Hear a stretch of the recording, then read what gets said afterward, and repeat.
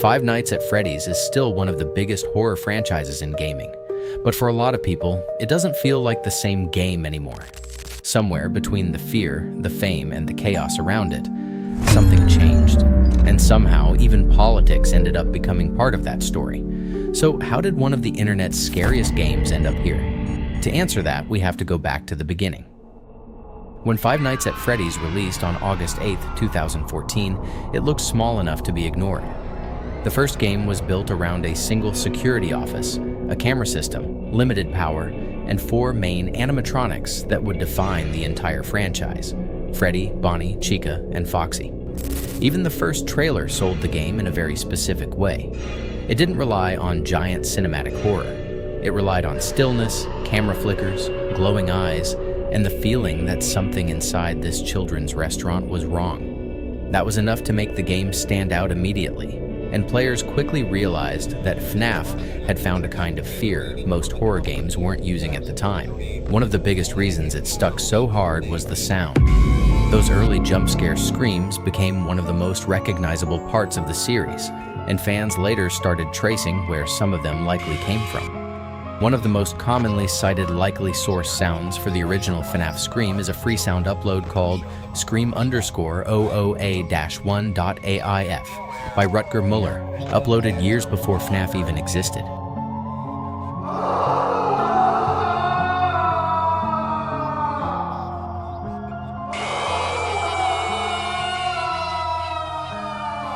Fans have also connected later Scream elements, especially in FNAF 2, to stock sound library effects. In other words, one of the most iconic horror sounds on the internet was likely built from stock audio and then transformed into something much more disturbing. And as the series continued, each early game started building its own recognizable Scream identity, to the point where fans could often tell which FNAF game a jump scare came from just by hearing it. That kind of instant identity is a huge part of why the game exploded so fast on YouTube. FNAF was easy to understand, hard to forget, and almost perfectly built for reaction content. Markiplier's first videos on the game helped push it from indie horror release into a full online phenomenon. Hello everybody, my name is Markiplier and welcome to Five Nights at Freddy's, an indie horror game that you guys suggested en masse, and I saw that And once those reactions started spreading, FNAF stopped feeling like just another scary game. It became one of the internet's biggest horror obsessions. FNAF didn't just create a fan base, it created an obsession. Very quickly, the game stopped being something people only played.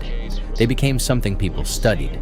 Every teaser got picked apart, every hidden image got screenshotted, every line of dialogue got turned into a theory, and every new release felt less like a normal sequel and more like another puzzle for the internet to solve.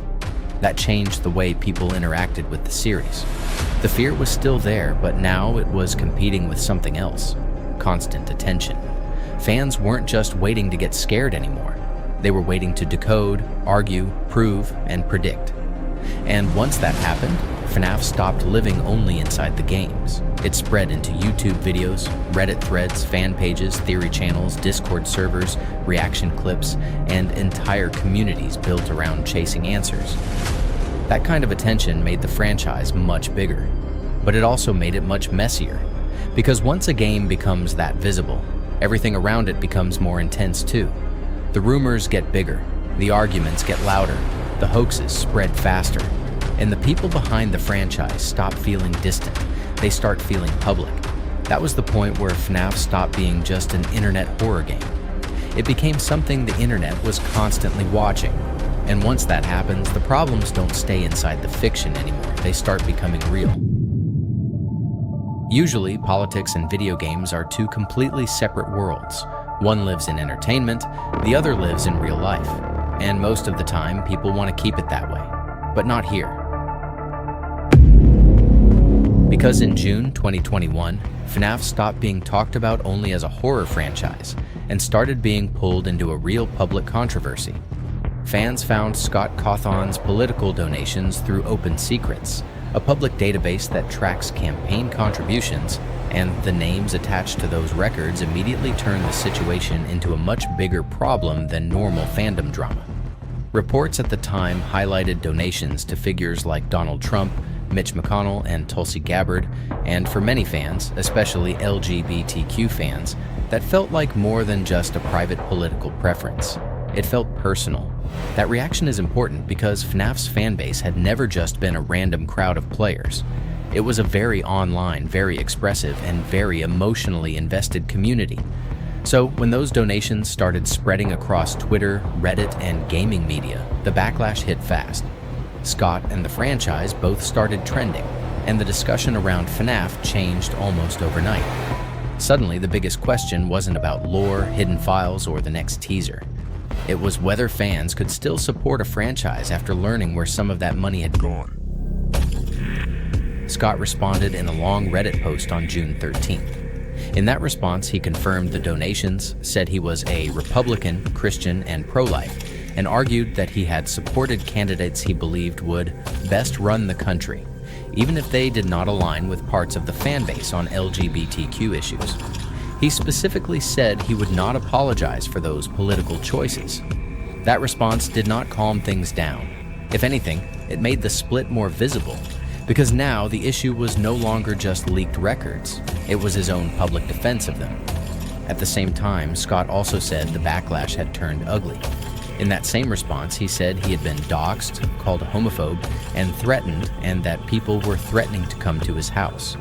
He also wrote that his wife, who he said was 6 weeks pregnant at the time, had spent the night in fear because of what was being said online. That detail matters because it shows how quickly the controversy moved past ordinary criticism and turned into something more personal and hostile. Because this wasn't just a creator controversy happening off to the side while the game stayed untouched. It happened right as FNAF was preparing for its biggest modern release. Security breach was on the horizon, and instead of arriving into a fan base that was simply excited, it was arriving into one that had just been fractured in public. Some fans defended Scott, some said they felt betrayed, some tried to separate the games from the creator, others said they couldn't anymore. Even support hashtags like #IStandByScott started trending, which only made the divide more visible. Then, only a few days later, Scott announced his retirement from public-facing game development. He said FNAF would continue under someone else eventually, but the timing made it impossible to separate that decision from the controversy.